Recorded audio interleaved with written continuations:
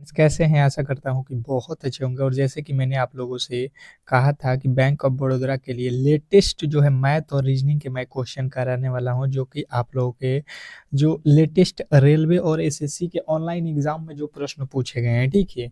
हम उन्हीं प्रश्नों को यहाँ पे लेकर आया हूँ ताकि आप लोगों को यहाँ पे देखने को मिल जाए कि जो एसएससी रेलवे के एग्ज़ाम में पूछे जाते हैं, उन प्रश्नों को भी आप करके जाओगे एग्ज़ाम हॉल में, कहीं न कहीं आपको बहुत बड़ा एडवांटेज रहेगा, क्योंकि देखिए जो आपका पियोन का भर्ती है इसमें तो बहुत लो लो लेवल के प्रश्न पूछे जाते हैं, पर मैंने जो है उससे भी हाई लेवल के प्रश्नों को जो ऑनलाइन एग्जाम में प्रश्न पूछे गए हैं उसको हम आपको कराने की कोशिश कर रहे हैं, जहां से आपको कहीं से भी डाउट ना हो कि इससे बाहर प्रश्न आएगा, क्योंकि ऑनलाइन एग्जाम में जो हुआ है उसी के आधार पे आपका भी प्रश्न पूछे जाएंगे। तो मैथ और रीजनिंग में आपको दिक्कत था, तो आप लोगों से मैंने कहा था कि स्पेशली एक जो है आपको क्लास में कराने वाला हूँ, और ये खास करके आप लोग सपोर्ट करिएगा। तो ये क्लास डेली होगा। आप लोगों से मैंने कहा था कि ये जो है आपके दोपहर में क्लास होगा आपको 2 बजे, और ये क्लास आप लोगों के लिए बीच में आ चुका है। तो आप लोगों का सपोर्ट बिल्कुल ही मिलना चाहिए इस क्लास को। अगर आप सपोर्ट करते हो, मैथ रीजनिंग में अगर आपको दिक्कत है तो पूरा का पूरा इस क्लास को देख लेना।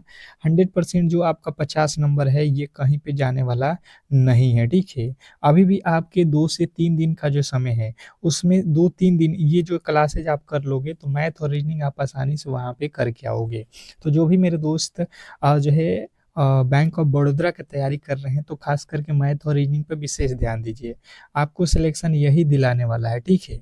तो चलिएगा इस क्लास को स्टार्ट करेंगे और फटाफट से लेटेस्ट जो प्रश्न आपके जो है पूछे गए हैं, ठीक है? रेलवे एसएससी के एग्जामों में उसको हम लोग कर लेते हैं। तो एक बार सभी लोगों से रिक्वेस्ट करूंगा, जो भी मेरे दोस्त बैंक ऑफ बड़ौदा का एग्जाम देने जा रहे हैं, कम से कम इस क्लास को लाइक करके चैनल को सब्सक्राइब कर लें, ठीक है?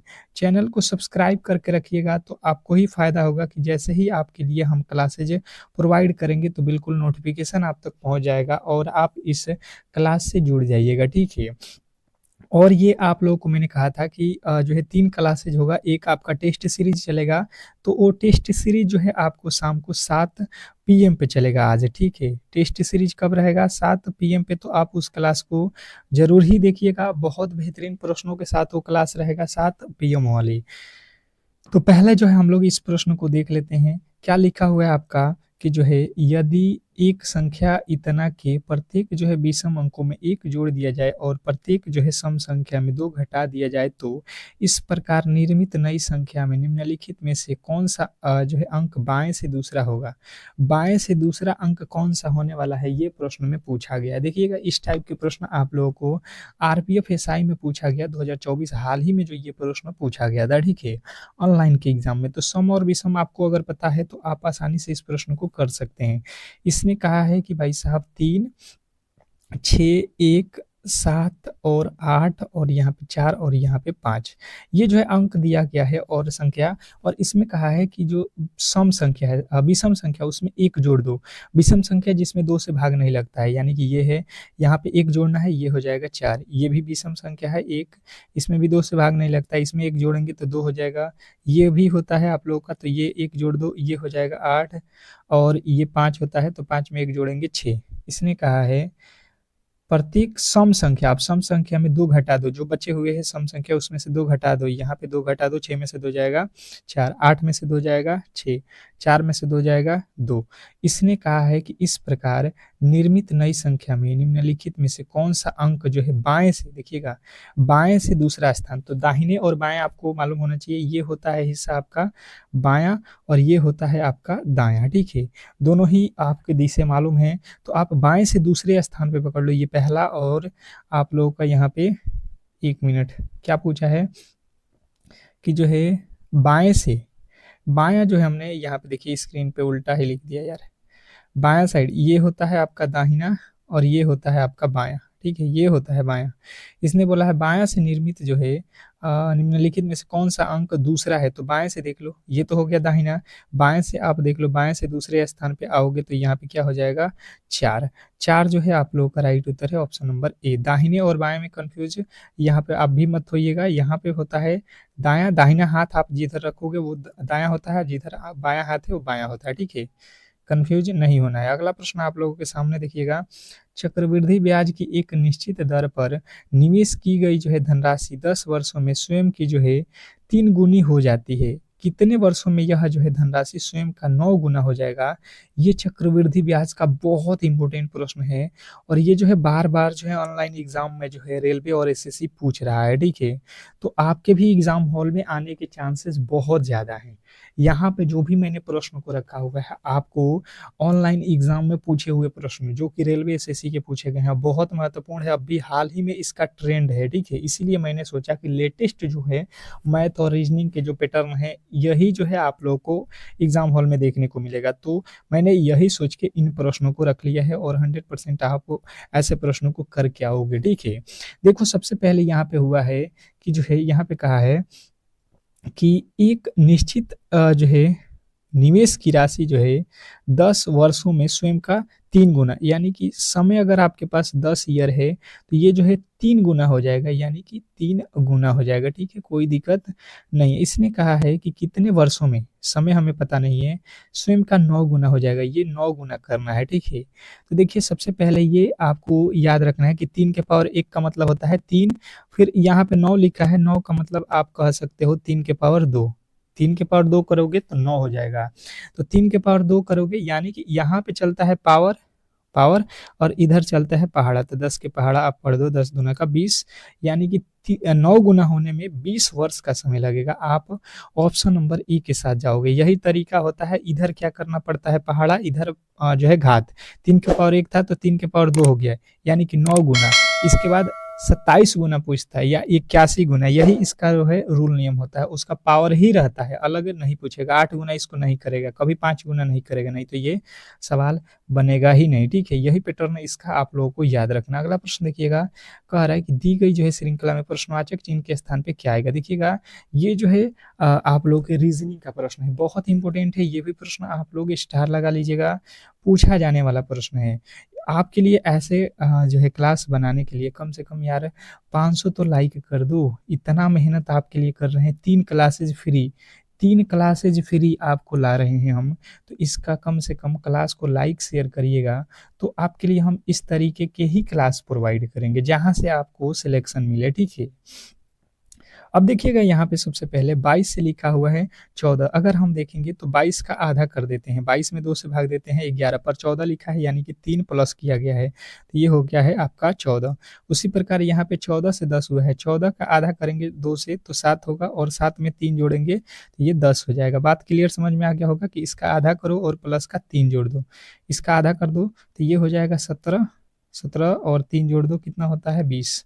और यदि आपने 20 को चुना है जो कि ऑप्शन नंबर बी में दिया गया है, तो मुझे लगता है कि आप आसानी से इस प्रश्न को समझ गए होंगे और ऐसे प्रश्नों में गलती नहीं करोगे। बहुत इंपॉर्टेंट प्रश्न था, आशा करता हूँ कि आप ऐसे प्रश्नों को आसानी से सॉल्व कर लोगे। अगला प्रश्न आपके सामने है, कह रहा है यहाँ पे कि जो है दी गई श्रृंखला में प्रश्नवाचक चिन्ह के स्थान पर क्या आएगा? दी गई श्रृंखला में प्रश्नवाचक चिन्ह के स्थान पे क्या आने वाला है? बताने की कोशिश करेंगे सभी लोग। दी गई श्रृंखला में प्रश्नवाचक चिन्ह के स्थान पे क्या आने वाला है? फिर से जो है आप लोगों को एनालॉजी टाइप का प्रश्न है और ये भी आप लोग ध्यान दीजिएगा कि इस टाइप के ही ट्रेंड है इस टाइम रीजनिंग में, ठीक है? खास करके एनालॉजी से ज़्यादातर प्रश्न उठा रहा है एग्जामिनर। तो आपके भी एग्जाम हॉल में इसी टाइप के जो ABCD के कोड हैं उसको याद रखिए, अपोजिट, सीधा, उल्टा, सभी तरीके से। तो आपको ये प्रश्न बनाने में बहुत कम समय लगेंगे, ठीक है?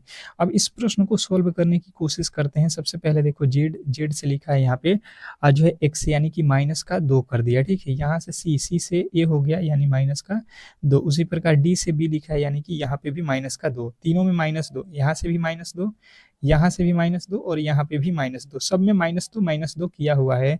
तो आप भी इस प्रश्न का जब राइट उत्तर बताओगे तो यहाँ से माइनस 2 करोगे, आर होता है 18, 2 घटा दो पी हो जाएगा, ठीक है? एन होता है 14, 14 में से 2 घटाओगे 12 पे एल होता है।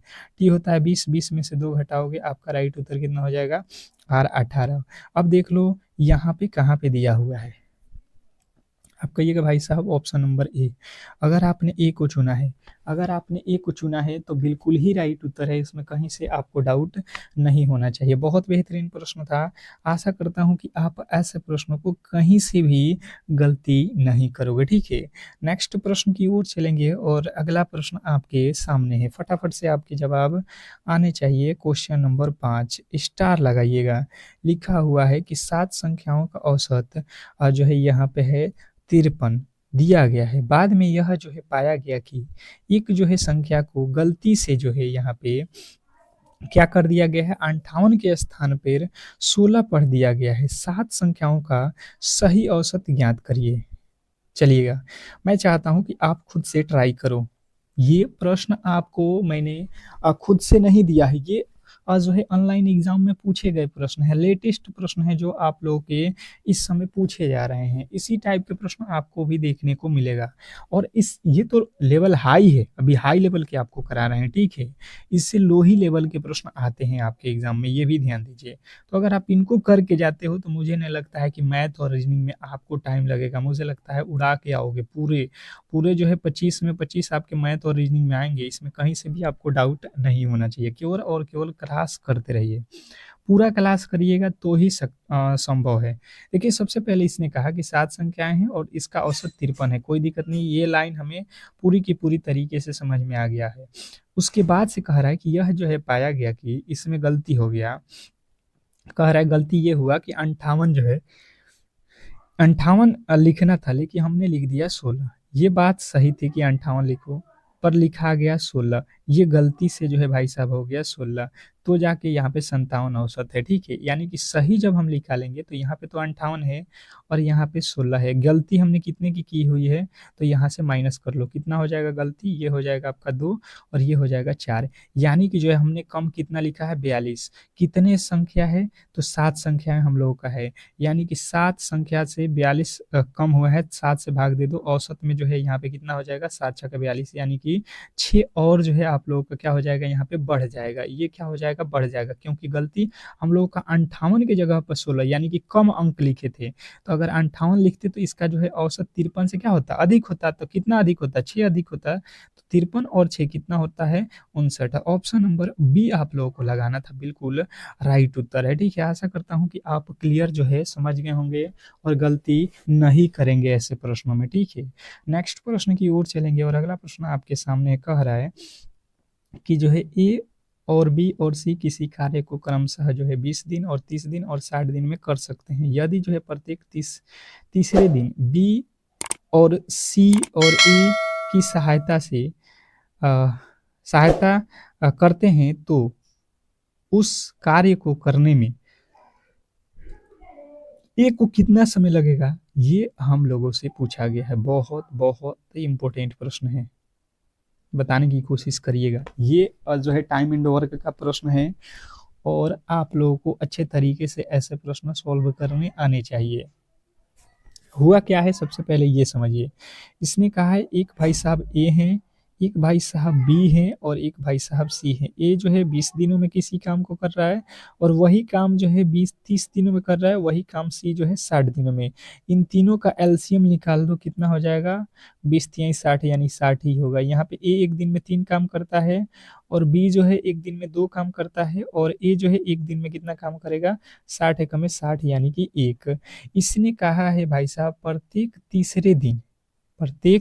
तीसरे दिन बी और सी ए की सहायता करते हैं। बात आप पहले क्लियर समझिएगा लाइन में। अगर लाइन अच्छे तरीके से नहीं पढ़िएगा तो ये प्रश्न आप गलती कर क्या होगे, मतलब अगर 3 दिन ए काम करेगा, 3 दिन ठीक है ए काम करेगा, तो उसमें जो है दो दो दिन तो अकेले काम करेगा। तीसरा जो दिन होगा उसका, पहला दूसरा और तीसरे दिन में तीनों लोग काम करेगा। मतलब 2 दिन तो ए अकेला काम करेगा, मतलब ये 3 दिन काम करेगा और ये एक एक दिन काम करेंगे। कितने दिन में, 3 दिनों में। अगर ए प्लस बी और प्लस सी ये 3 दिनों में काम कितने करेंगे, 3 दिनों का मैं लिखा रहा हूँ। ये कितने दिन का है, थ्री डेज का है, ठीक है। 3 डेज के काम है, क्योंकि ये 3 दिन काम करेगा और ये दोनों जो है एक दिन काम करेंगे, केवल तीसरे दिन उसका सहायता करेंगे। तो यहाँ पे 3 3 के 9 और 2 का में 2, 9 2 11 1 12, 3 दिनों का काम जो है इनका हो जाएगा 12। तो यहाँ से 12 में भाग दे दो, 12 पच्चीस 60, यानी कि जो है इसमें गुणा कर दो। ये जो है कितने दिनों में 12 जो है 12 पच्चीस 60 आ गया कितना 5, और यहाँ पे 5 कितने 3 दिन में। तो 5 में हमें कितना से गुणा करना पड़ेगा 3 दिन में। एक जो है यहाँ पे आपको ध्यान यही देना था कि 3 दिनों में ये कार्य निकला था 5। 3 दिन जो ए है वो कार्य कर रहा है, तो 5 काम हो रहा है, और साथ में उसके बी और सी भी तीसरे दिन सहायता किए हुए हैं, ठीक है। तो इस तरीके से आपका right Uttar option number A हो जाएगा। बहुत इंपॉर्टेंट प्रश्न था। अगला प्रश्न आपके सामने है कि ए और बी और सी किसी कार्य को क्रमशः जो है 20 और 30 दिनों में, ये तो अभी हमने कराया था ना। ये देखिएगा, ये कह रहा है कि 4 अक्षर समूह युग्म में से 3 एक निश्चित प्रकार से जो है समान है, और एक जो है इस प्रकार जो है समूह बनाते हैं, कौन सा जो है युग्म उस समूह से संबंधित नहीं है। अब देखिए यहाँ पे आप लोगों से सीधा सीधी पूछा हुआ है कि जो है भाई साहब, यहाँ पे 4 जो है आप लोगों के अक्षर समूह दिए गए हैं, उसमें से 3 एक जैसे हैं और एक जो है अलग है। एक जो है इस समूह से अलग है, जो अलग है वही आपका राइट उत्तर है। 10 सेकंड का समय है, और यहाँ पे जो है आप उसको राइट उत्तर निकालने की कोशिश करेंगे। मैंने जो है आप लोगों को इस तरीके के प्रश्न बहुत अच्छे तरीके से जो है बताया हुआ है। तो क्या लगता है आपको इस प्रश्न का राइट उत्तर जो है क्या होने वाला है? प्रश्न बहुत इंपॉर्टेंट है, और कहीं ना कहीं आपको ऐसे प्रश्न को सोल्व करना आना ही चाहिए, ठीक है। फटाफट से आपके राइट उत्तर आना चाहिए। जैसे कि मैंने समझने की कोशिश किया, तो देखिए सबसे पहले देखिए डी से एच लिखा है, मतलब +4, और भी से भी 22 और जेड 26, यहाँ पे भी 4 हुआ है, ठीक है। यू से जेड, यू कितने पे होता है 21, और जेड होता है 26 पे, यहाँ पे तो कितना प्लस किया है 5। ए से ई कितने पे होता है 4, प्लस कर दिया। एस से डब्ल्यू भी 4, वाई से वाई से सी, यहाँ पे +4, क्यू से यू, यहाँ भी +4, यानी कि देखो यहाँ पे +4 किया है। पर यहाँ पे जब मैंने देखा तो यहाँ पे देखिए एम के बाद एन लिखा है, मतलब एक बार 5 और एक बार 1 जो है प्लस किया हुआ है। तो ये तो तीनों एक जैसे हैं, पर जो ऑप्शन नंबर बी है, यहाँ पे जो है आपका ये अलग है। ये जो है अलग है, आप ऑप्शन नंबर बी को चूज करोगे तो बिल्कुल राइट उत्तर हो जाएगा आपका। कहीं से भी आपको इसमें गड़बड़ी नहीं होनी चाहिए। नेक्स्ट प्रश्न की ओर चलेंगे, और अगला प्रश्न आपके सामने है। कह रहा है यहाँ पे कि जो है निम्नलिखित में से कौन सा अक्षर समूह दी गई श्रृंखला में जो है तार्किक रूप से पूर्ण जो है बनने के लिए जो है प्रश्नवाचक चिन्ह के स्थान पे आएगा। कह रहे हैं निम्नलिखित में से कौन सा अक्षर समूह दी गई श्रृंखला को जो है तार्किक रूप से पूर्ण बनने के लिए प्रश्नवाचक चिन्ह के स्थान पे आएगा, ये आप लोगों को बताना है। मतलब आपको इस वार्ड के स्थान पे कौन सी संख्या आने वाली है, यही आप लोगों से सीधा सीधी पूछा गया है।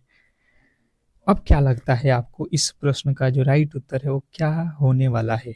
10 सेकंड का ही समय मिलेगा, आप फटाफट से बताने की कोशिश करिए। जैसे मैंने समझने की कोशिश किया, सी के बाद लिखा है जी, जी के बाद लिखा है के, के बाद लिखा है ओ, ओ के बाद हमें पता करना है। तो देखो सी से जो है आपको जाना है जी पे। सी होता है 3 पे, ये 3 पे, ये 7 पे, ये 11 पे, ये 15 पे।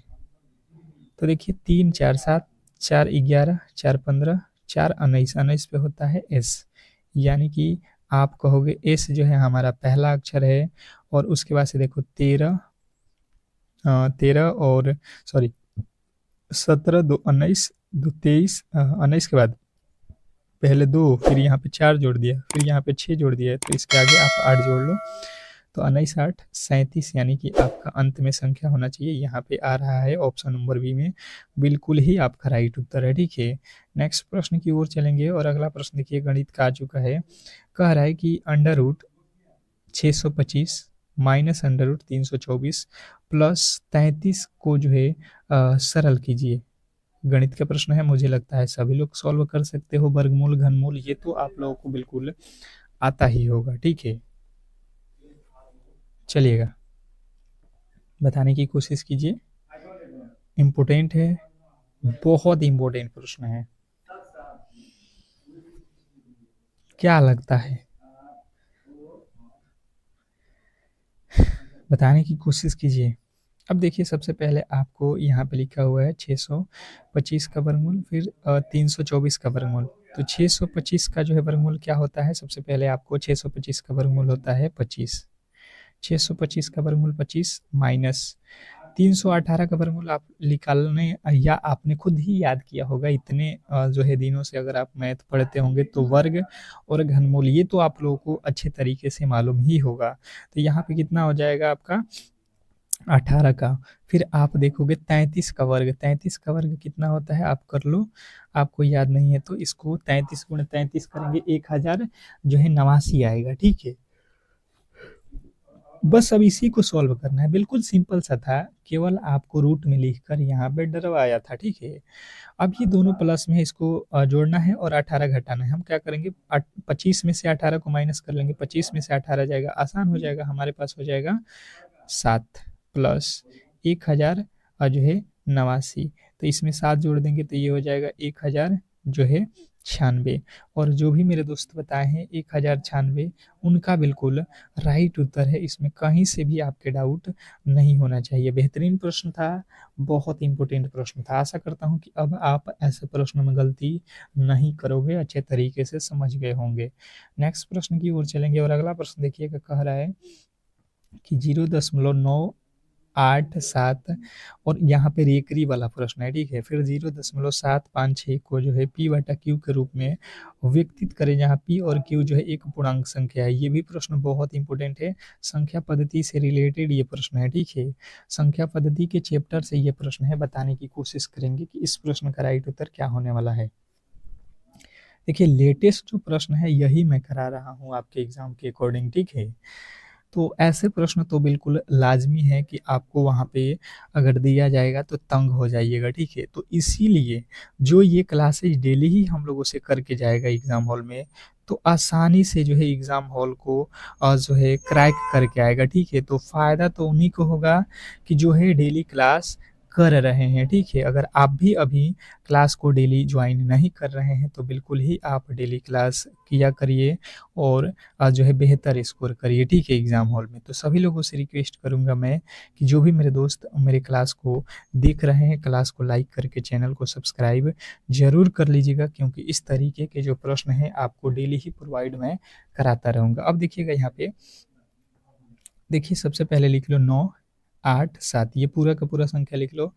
कितने अंकों पे बार है उतने 9 लिख लो। ठीक है, और कितने अंकों पे नहीं है एक, तो एक पे 0, फिर माइनस है तो माइनस, फिर 7 5 6 लिख लो, और बट्टा में कितना लिख लो, कितने अक्षरों पे बार है तो 2 अक्षर, तो 2 9, और एक पे नहीं है तो 1 0। इनका लॉसा निकाल लो, कितना हो जाएगा 9 9 0।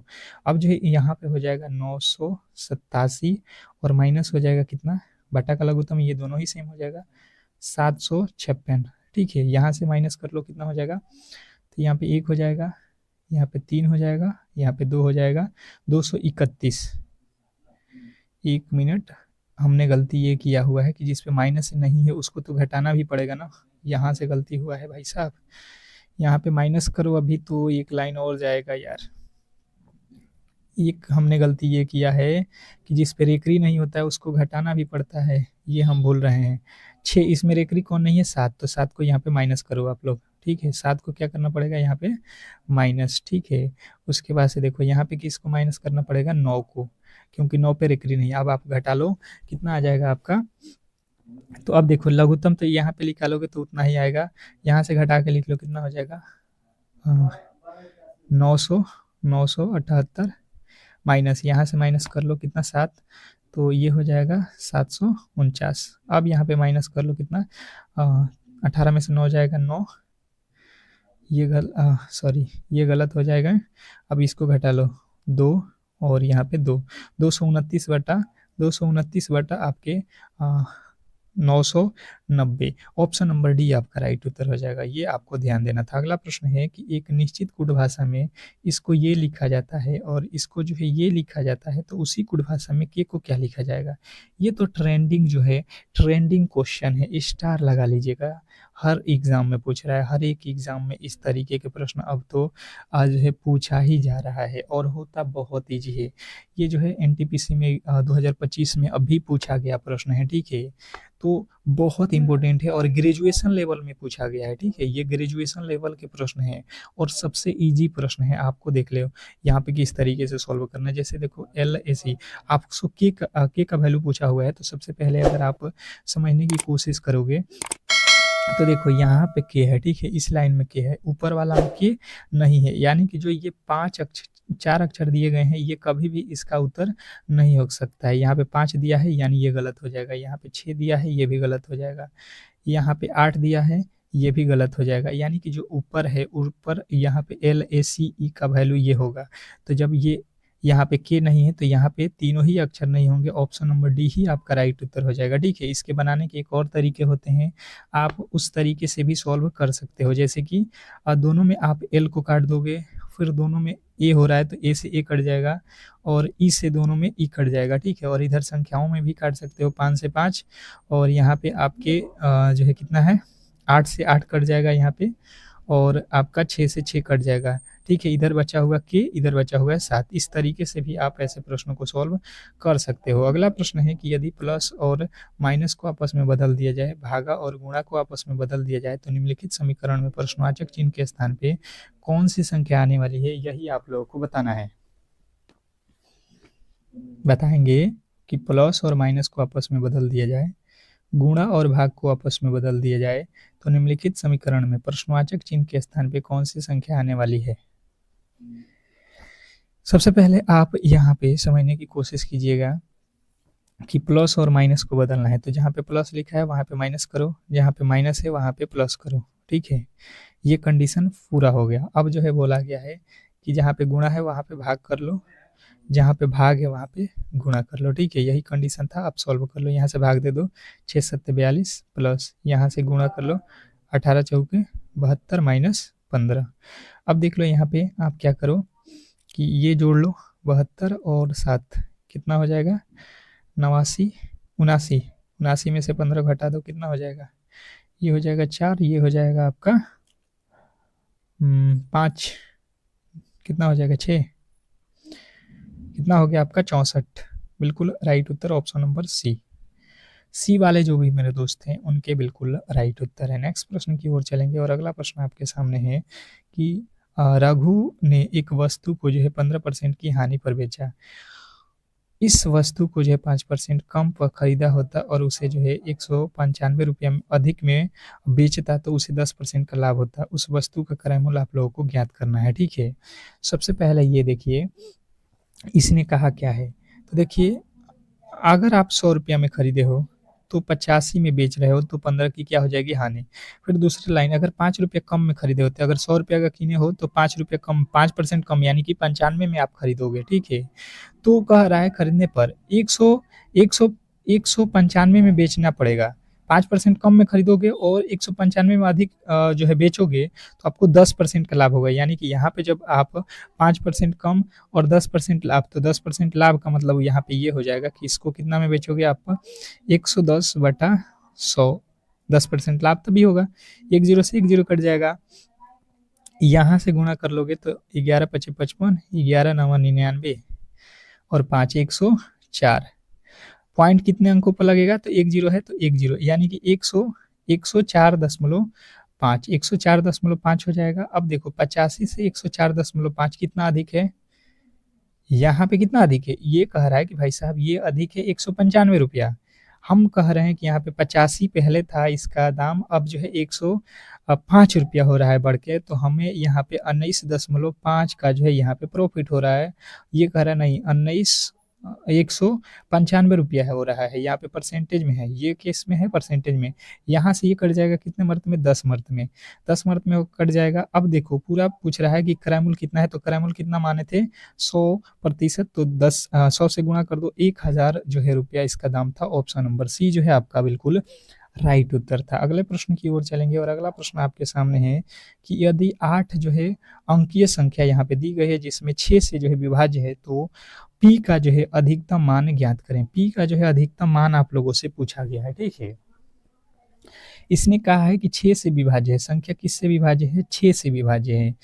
तो सबसे पहले आपको यहाँ पे देखना है, संख्या लिख लो 5 9 0 4 4, फिर लिखा है p और फिर लिखा है यहाँ पे 2 2, इसको भाग देना है 6 से। तो अधिकतम p का अधिकतम मान क्या हो सकता है? पहले 8 रख लो, आप यहाँ पे रख के चेक कर लो, ठीक है। फट दे, यहाँ पे 6 के पहाड़े में काटोगे तो 6 9 54, 54 के बाद से 5 बचेगा, यहाँ पे 5 यानी 0 से पहले 5 50 हो जाएगा, 8 छक्के 48, फिर 2 2 8 24, यहाँ तक तो पूरा पूरा भाग लग जाएगा 6 का।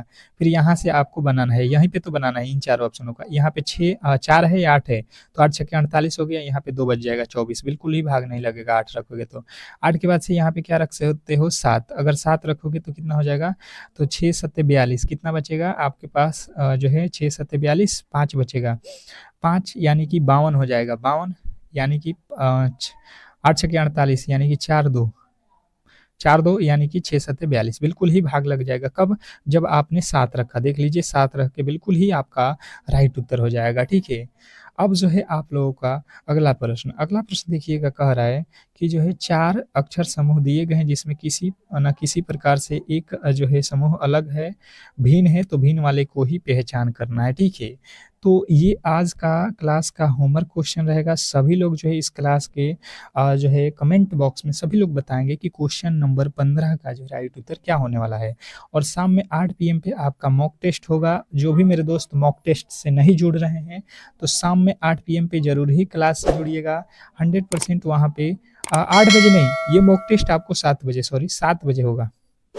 8 बजे आप लोगों का लेट हो जाएगा, हम 7 बजे ही ये क्लास रखेंगे, ठीक है। सभी लोग जो है क्रैक करिए, 7 बजे ये मॉक टेस्ट स्टार्ट होगा और इस टेस्ट को ज़्यादा से ज़्यादा लोगों को देना है, ठीक है। तो क्लास को लाइक करके चैनल को सब्सक्राइब करके जरूर रखिएगा। मिलते हैं नेक्स्ट क्लास में, तब तक के लिए धन्यवाद।